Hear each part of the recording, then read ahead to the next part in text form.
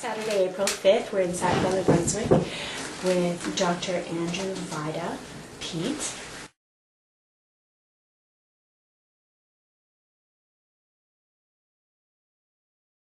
I wonder if you can tell us a bit about your early education.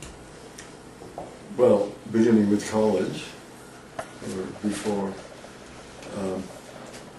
most of my early education was in New York City, in public schools. There was 1 year in Budapest before I went with my mother from Hungary to the United States. And thereafter, it was elementary school and high school in New York City, followed by Columbia College, and then Columbia University. I received a bachelor's degree and PhD from Columbia University.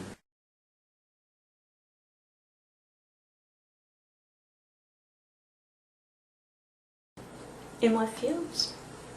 I was a pre-law student in Columbia College, and I went for 1 day to Columbia Law School and realized that it wasn't really what I wanted to do, and then took a year of, actually it was my senior year of college, because Columbia at that time had an option whereby you could do 1 year of professional school as your senior year. Mm-hmm. And when I tried law school, I realized I wasn't sure this was for me, and took a lot of anthropology courses, and that decided me on going into anthropology. Mm-hmm.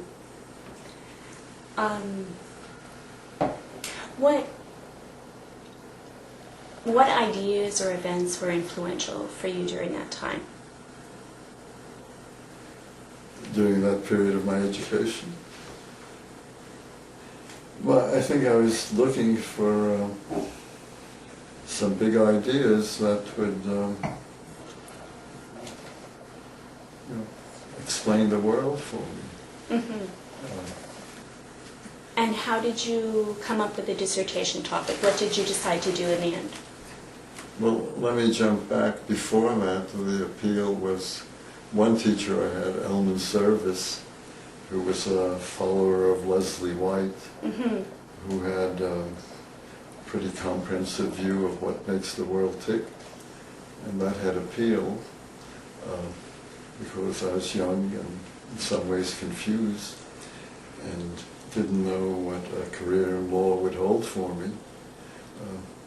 So this was a good alternative. And although that was an early influence, it didn't really stick with me very long.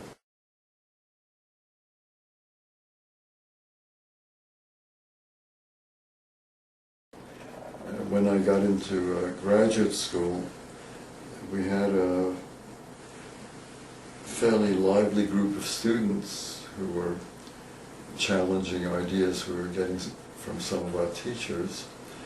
And the idea for my dissertation really came from a dissertation that Marshall Solins, who was 1 year ahead of me, had been working on, which was relating Polynesian social structure to productivity.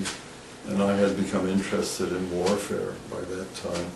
So I thought a follow-up to that, looking at Polynesian warfare in a comparative way, and relating that to both social organization and productivity of food resources would be interesting. And I proposed to do a dissertation research, much as Solins had done. Mm-hmm.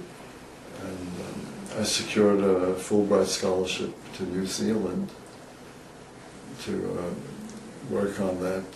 And I knew that the Turnbull Library in Wellington had very good library resources.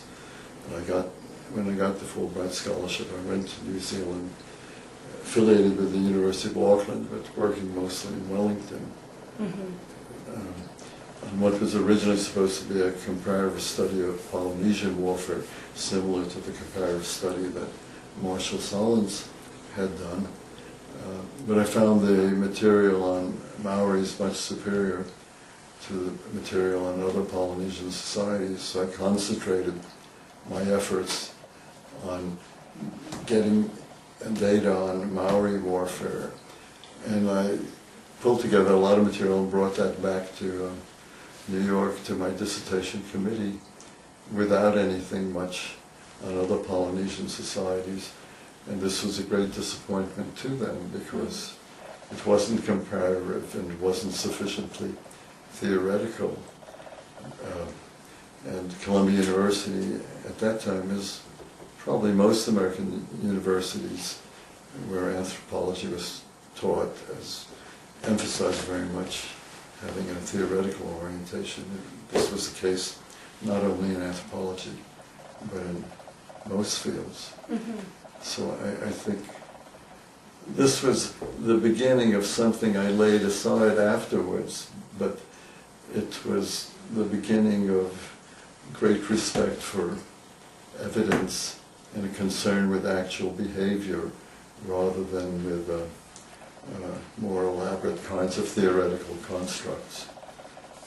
But I was sort of waylaid in subsequent years and got very involved with elaborate theoretical constructs. And gained some reputation for doing so, favorable reputation.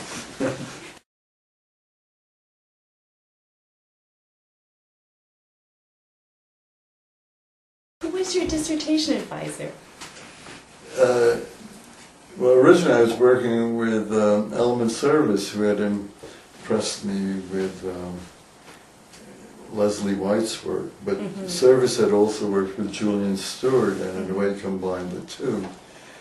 And it was maybe indirectly through Service that I received the focus on environment in relation to people and culture that was very central to Julian Steward's work. Steward had been at Columbia but left the year before I became a graduate student. So he did have an indirect influence on me. But then Steward moved to the Service moved to the University of Michigan, and Morton Freed, who was a China expert, became my dissertation advisor. And then when I had difficulty with the dissertation I was proposing to do after returning from New Zealand, difficulty because I didn't have comparative material and didn't have sufficient theoretical focus. And after initial dissertation defense, I was asked to rework the dissertation. Margaret Mead became central on the committee, and I worked intensively with her, and that was fruitful. And subsequently, when I became a member of the Columbia faculty, all these people were colleagues.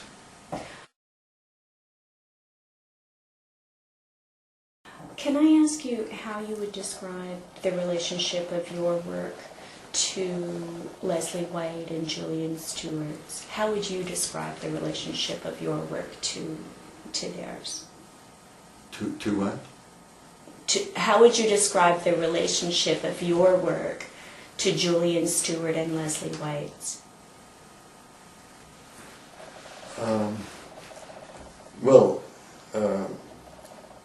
In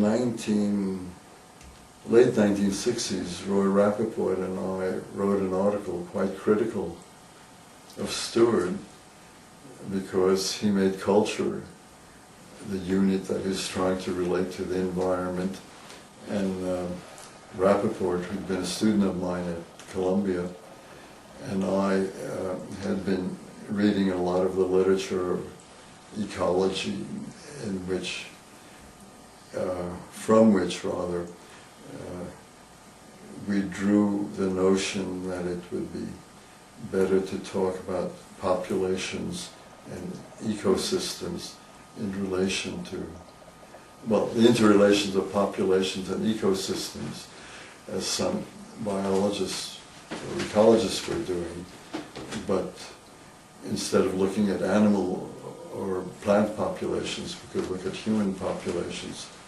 So we were proposing to talk about human populations in relation to their environment. And we wrote an article which had considerable impact at the time called Ecology, Cultural or Non-Cultural. And we came out on the side of non-cultural ecology.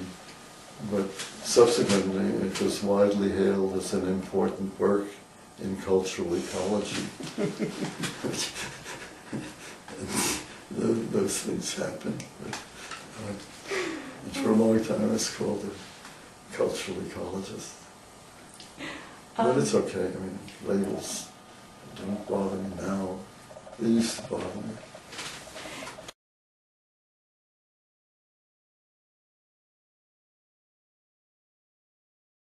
Can I get you to talk a little bit about your early career, after you graduated, I guess, with your PhD from Columbia? Well, I did believe in field work. I also believe that library research was a good way of moving on with one's career, because the hope was that I would be able to complete a dissertation in a year or so and then get out into the field. It took me 2 years, but still I received a PhD at a fairly early age. I was 24 at the time. I got the PhD. And I was pleased by that because I wanted to get away from the university.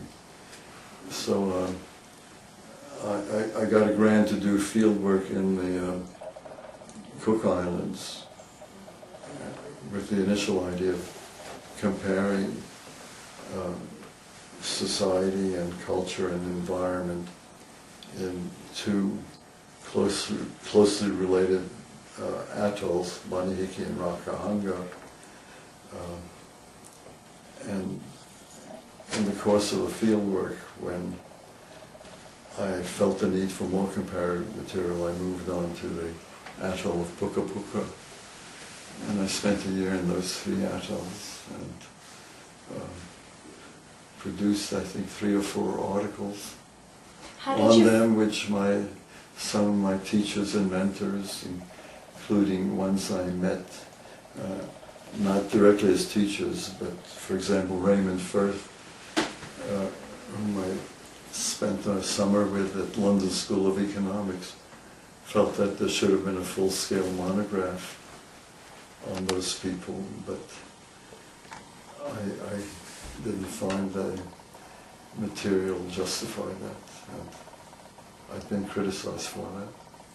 How did you find the experience of fieldwork itself? Did you enjoy it? Oh, tremendously. Yes. Can you tell me a little bit about what you did?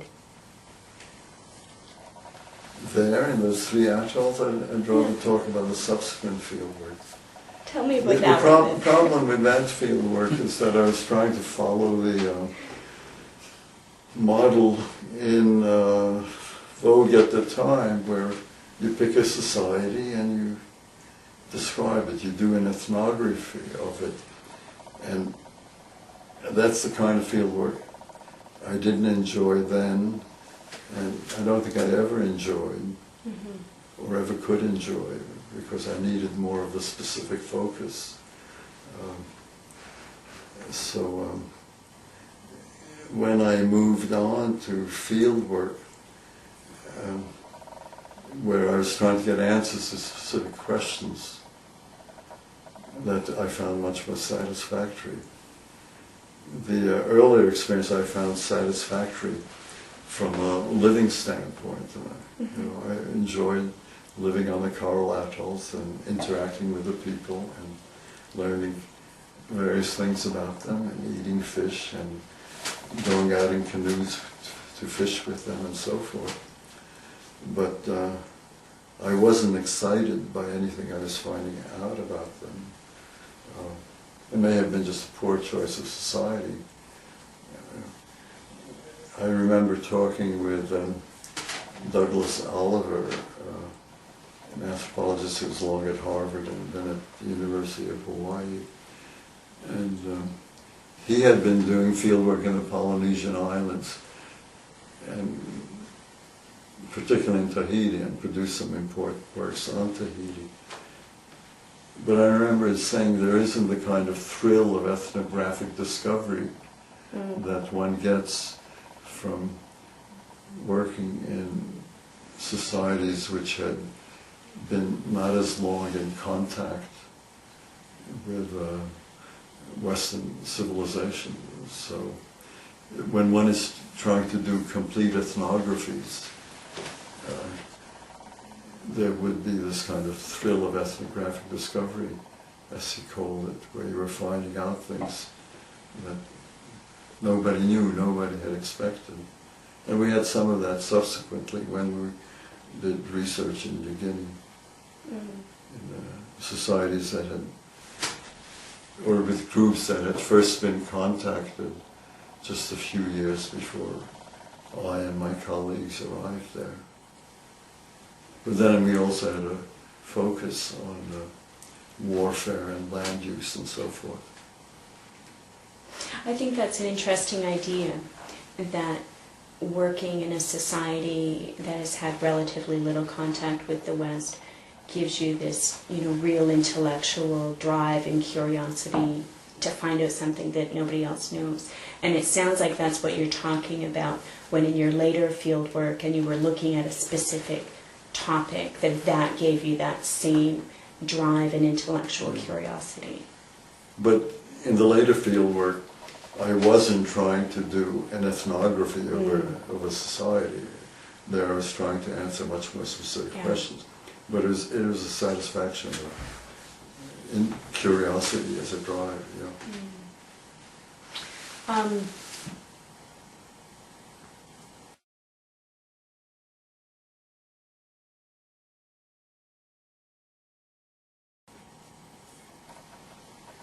Can you talk about the different themes that have interested you over your career?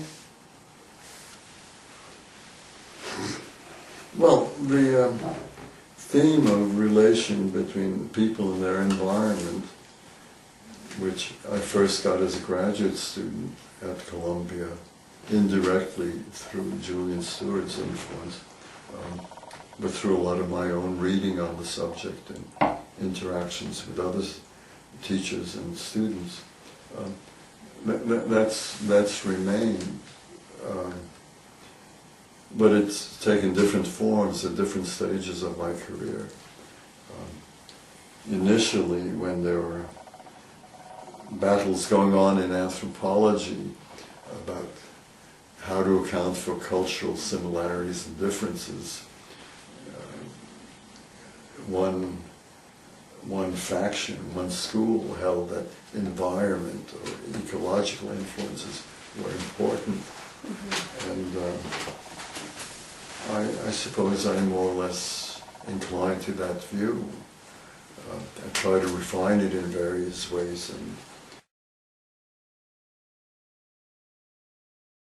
in the 60s, I was involved in developing what subsequently came to be called neofunctional ecological anthropology, where it wasn't a simple matter of environmental determinism, ecological determinism, but more a matter of looking at systems which include human and unhuman components working together to maintain some kind of long-term stability in how the system as a whole related to the environment. So that was interesting to me at the time, but is in line with the general people-environment theme. And some of the work that came out of that period was influential at the time. I've disowned most of it, I mean all of it really, but the interest in asking questions about relation between people and environment has continued, but has taken different form in my more recent work.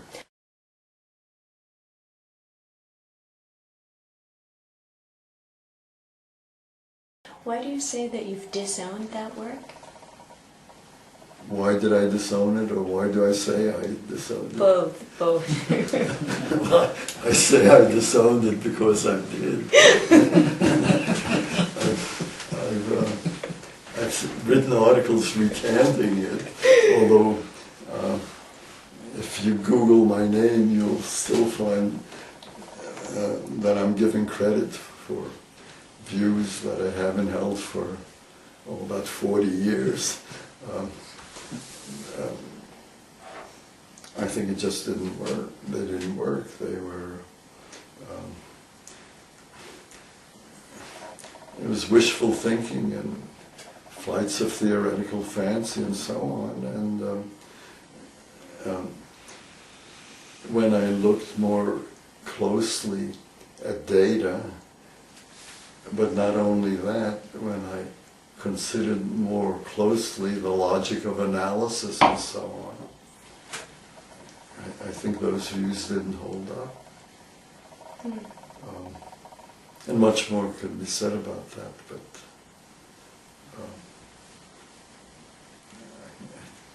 it was a long time ago. But I'm happy to go on record saying that I no longer believe a lot of that, and I haven't believed it for about 40 years. No, 40? Yeah, about 40. So what do you believe We brought now? out some articles in the 1970s. For example, I collaborated with Bonnie McKay, who was then a student of mine and subsequently became a colleague at Rutgers.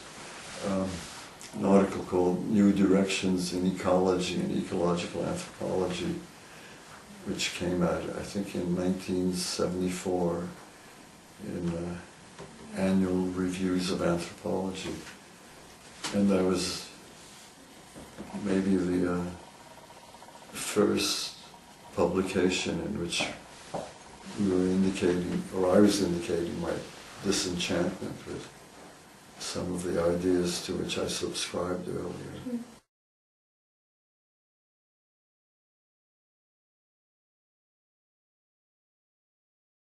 Can you talk a little bit then about the relationship between, I guess, theory and field work in your mind?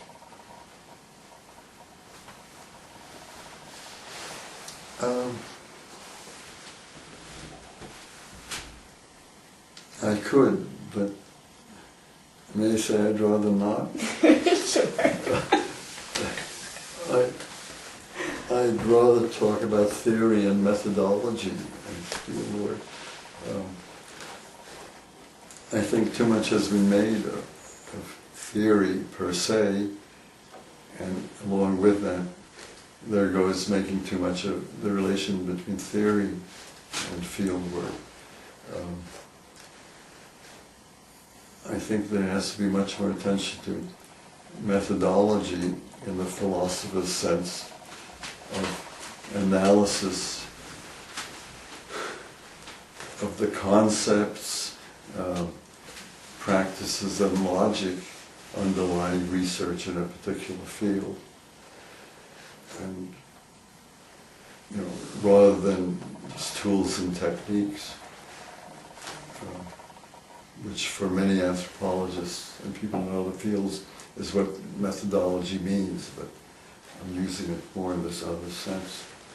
And I think there are very important relations between field work, or library research for that matter, in getting questions answered. But you have to get sort of straightened out on your methodology in order to do that properly. Now, theory indicates in often important ways the questions that are worth asking and also possible answers to them. But for the last couple of decades at least, the emphasis in my work has been much more on getting questions answered than contributing to theory. And the questions can be general ones, so some people would think of them as theoretical questions, but that's not an issue for me. I mean, the questions could be questions going from my most recent work. What are the causes of tropical moist? What are the causes of forest fires in tropical moist areas? Those tropical moist forest fires, what are their causes? I've done work on causes of warfare, which some people might think of as a theoretical question, but the last answers I've given to that question have consisted of breaking up the question to many more specific and sharply focused questions and giving answers to them, like questions about what are the consequences of warfare in either particular societies or under particular circumstances, what are the motivations of the warriors, etc., etc.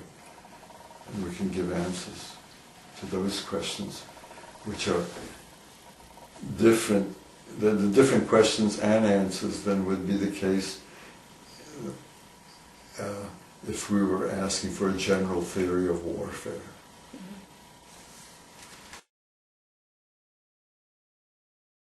So this is part 2 of my interview with Andrew Peter Vayda. It's April 5th, 2008 in Sackville, New Brunswick. I guess I wanted to ask about your move from Columbia to Rutgers. Can you tell me about that?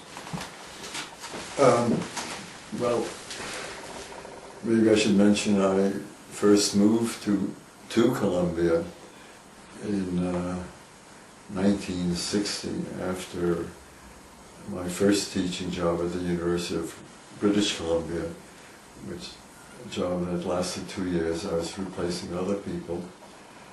And actually at the time I had the ambition of being a kind of journeyman anthropologist and going to lots of different places in the world, but I couldn't resist the invitation to my alma mater. And I spent 10 years there, no, 12 years. And initially it was a very exciting place to be at. There was a lot of intellectual ferment going on.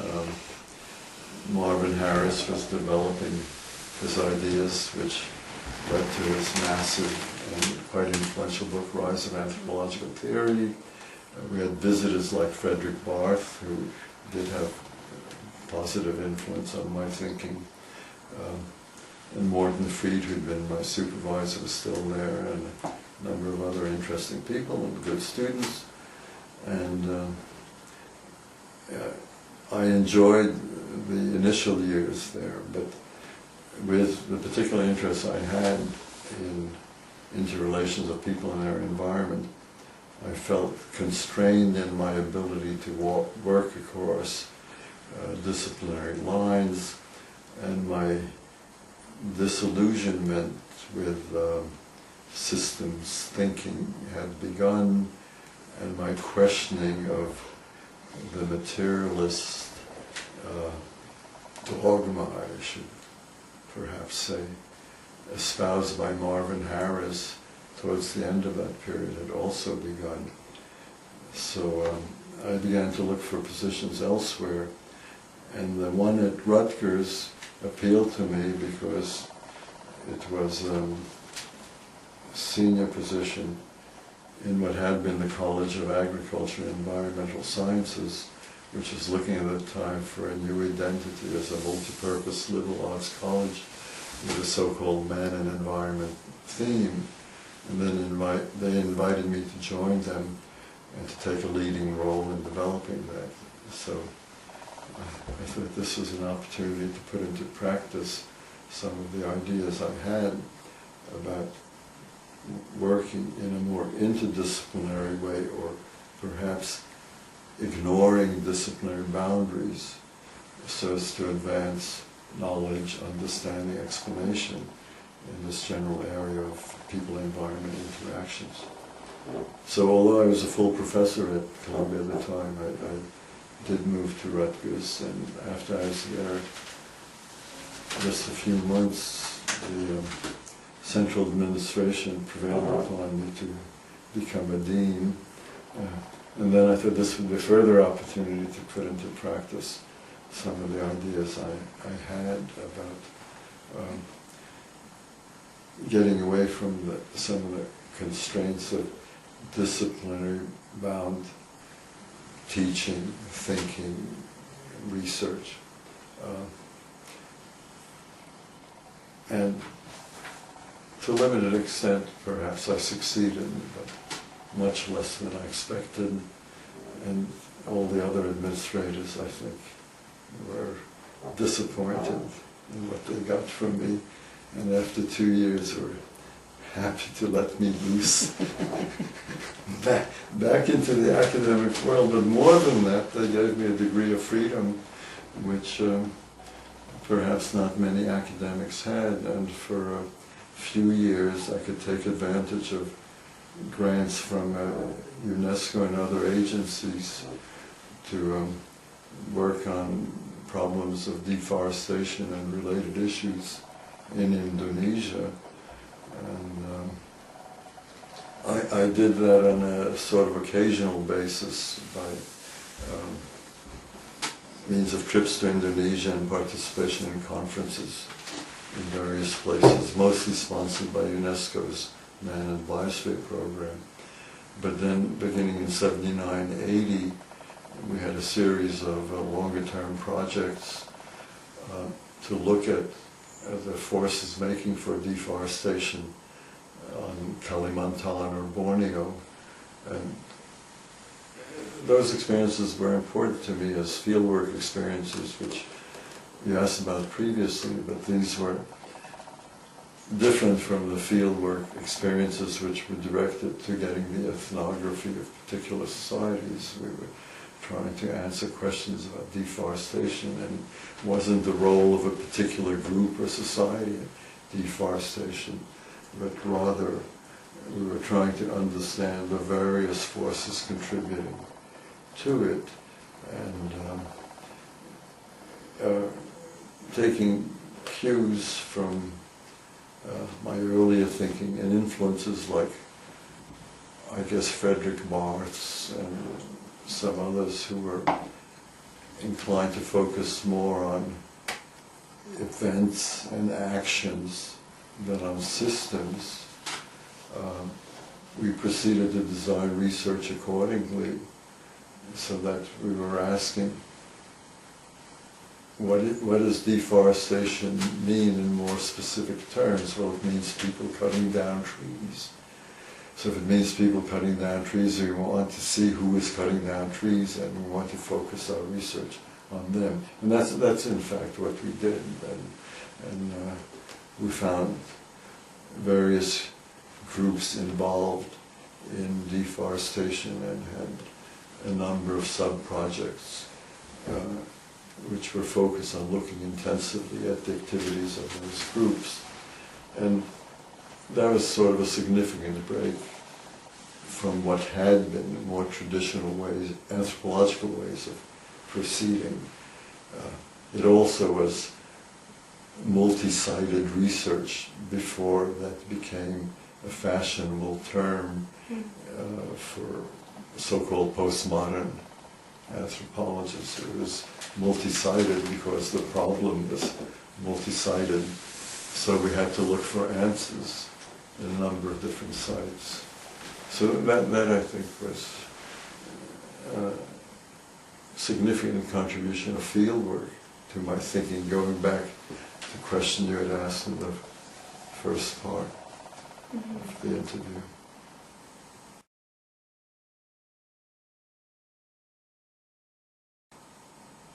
Can you tell me a little bit more about that Indonesian part of your life, your Indonesian fieldwork? My Your Indonesian fieldwork. Well,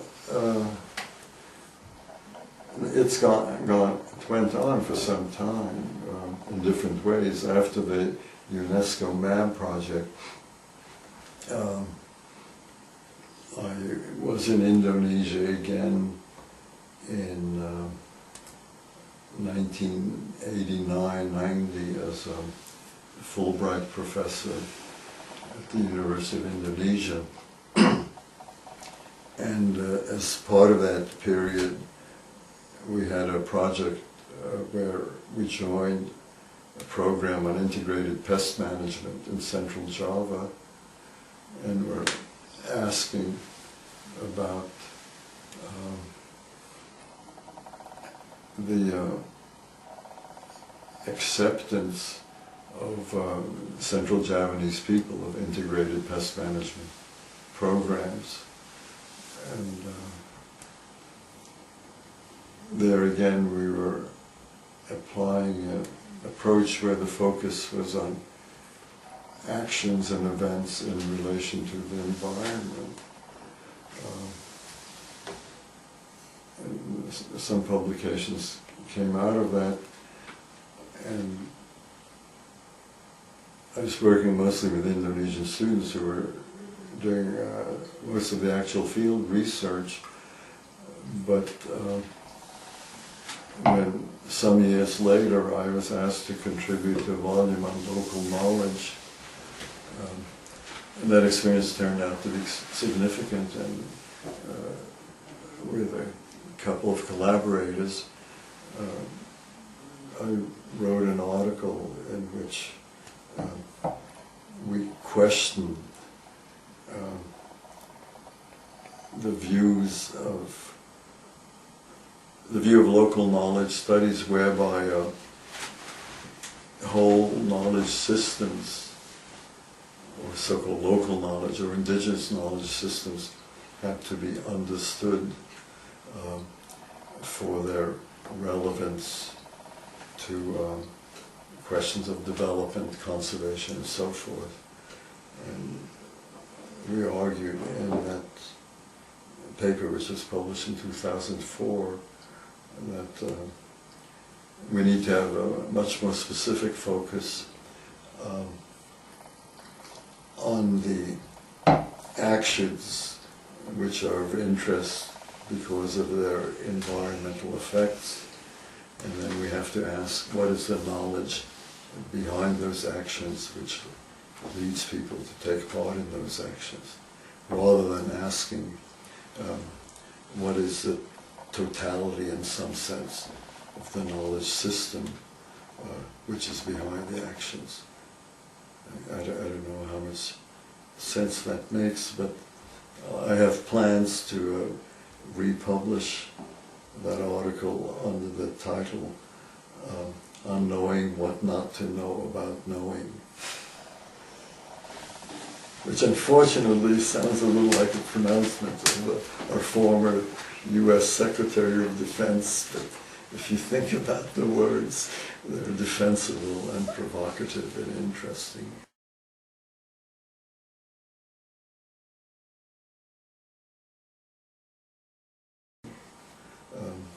And then, as I said, more recently I was involved in research on the causes of fires in tropical moist forests in Indonesia.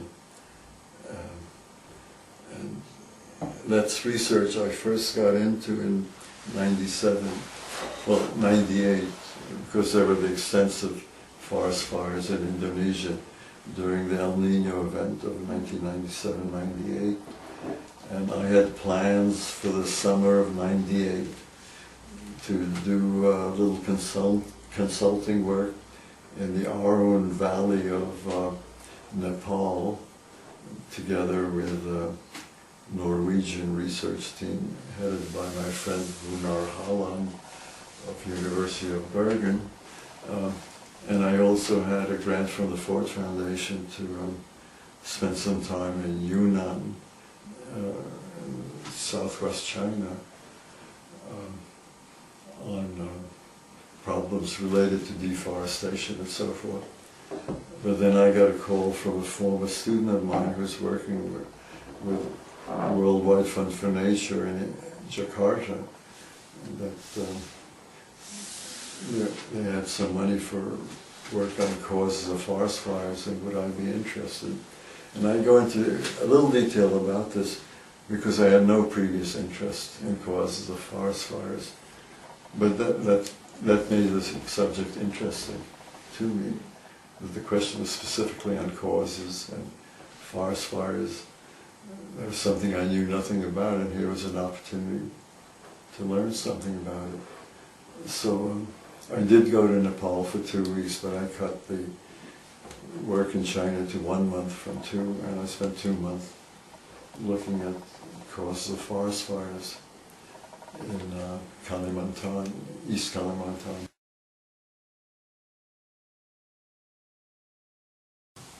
Well, I'm not sure just how many hectares were damaged in East Kalimantan. I don't have the figures offhand, but in East Kalimantan and Sumatra together, there were 6 million hectares of forests which were damaged. These were serious fires. And we published a report on that in '99, but it wasn't until 2006 that I published the paper in Human Ecology, which gives my considered views about how research on the causes of forest fires in Indonesia should proceed, successes that research has had, and ways in which the research has failed because of failures in the methodology and logic whereby the research was conducted. So I think that paper and several others published recently reflect fairly where my current interests lie, and very different from the systems stuff of the 60s and so on. Mm-hmm.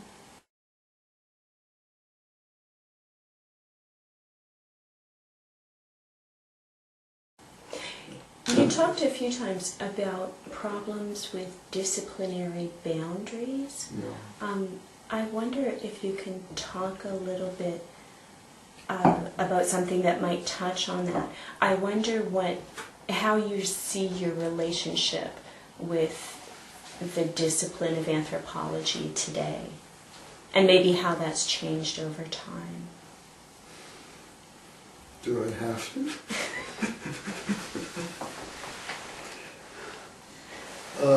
Well, I have a significant relationship, although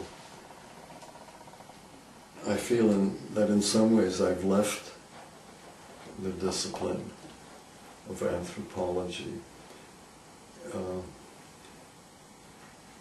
in that much of that goes on in anthropology doesn't really interest me. Mm-hmm. Very much. I'm not sure I should be saying this for this series of interviews, but that is the truth of it. And it's not so much that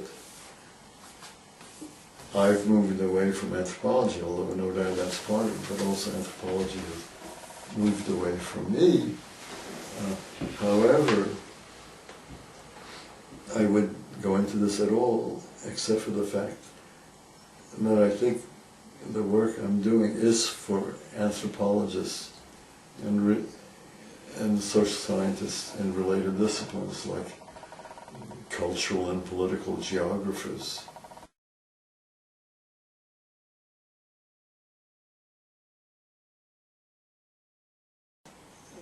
My recent writings on methodology, for example, the last chapter of the book Against the Grain, which came out in 2008, published by Altamira Press. That's the extent of the plug. I'll let potential readers find out for themselves the subtitle of the book. that last chapter gives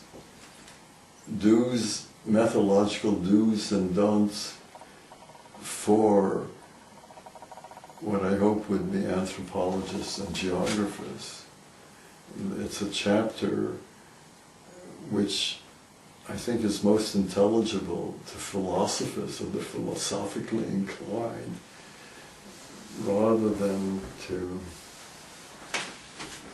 the majority of anthropologists. But however, I hope to improve my ability to communicate and get some of the things I'm saying across to anthropologists and geographers.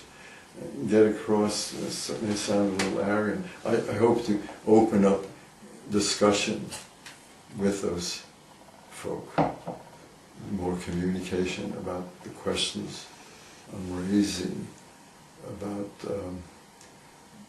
how research should be done, how questions should be formulated, and so forth. So there is a relation to anthropology, and for me it's a hopeful one. That it's one, in other words, it's one that I think will bring us closer together in the future if I live longer. Does that make sense? I know that's a complex chapter, but I wonder what advice, I guess, you'd have for my third-year students in anthropology at Mount Allison. Oh, I communicate well with third-year students, better than with full-grown anthropologists, because the ideas in the chapter are fairly simple ones. They're ideas like, if you're doing research, know what you're doing research about, have clear questions that you're asking, be specific in the questions, keep focused on the questions. Well, that's fairly straightforward. There is also some advice in it contrary to conventional advice. For example, that you don't need to start out with a theoretical framework. Rather than having one theoretical framework, it's good to know about lots of different theories. But one of the papers cited in that chapter is a paper which I say should be read by every graduate student and professor in North America, well, in the world maybe, interested in these subjects. And I say that following someone named John Platt, who published, I think it's John, it's Platt, published an article on this article that I'm about to refer to in Science in the 1960s. The paper is a paper by the geologist T.C. Chamberlain, first published in 1890, and called A Method of Multiple Working Hypotheses. And the idea is not to go out in the field to test one hypothesis or one theory, but to have a question to which there may be, to which no doubt there are lots of different possible answers. And the more different possible answers you're aware of, the better. So you need lots of knowledge, but the knowledge can never be comprehensive. You have as much knowledge as practically possible of possible answers, and then you decide which of those are worth further empirical scrutiny. And then you go about subjecting those to further empirical scrutiny. Whether the question is causes of forest fires or causes of particular violent outbreaks, or causes of using the land one way or using it another, using it to for oil palm plantations or using it for growing rice, etc., etc. But I could go on with this, but that gives you an idea. So now that you've gotten into some work on forest fires, is that an area that you're going to continue in? Well, in some ways, yes. I may join a panel at the, what is it, I think, the World Congress of Environmental History in Copenhagen next summer, summer of 2009, on that. And there may also be a panel at the World Forestry Congress in Argentina in 2009. But this would be a way of just reporting on work already done. And forest fires aren't an area I'm especially interested in continuing to do work on. And I think that may say something about how I get involved in things. I like to get involved in things from which I can learn something new. And I'm sure there's much more to be known about forest fires than I can ever know. But my curiosity about them has been satisfied for the time being, and I'd like to get into new areas. So I'm exploring things like the effect of climate change on wine production and biological corridors in Central America and various other topics. This may say something in general about continuity of my interests. There's a continuity, at least in recent decades, in taking on topics where there's a challenge, this challenge for understanding and explanation. But, and I don't believe in giving superficial answers, but at some point my own curiosity about a particular subject is satisfied, and then I'd like to move on to learn about something new. And I hope I can continue to do that as long as I'm able to continue to do research. Thanks very much.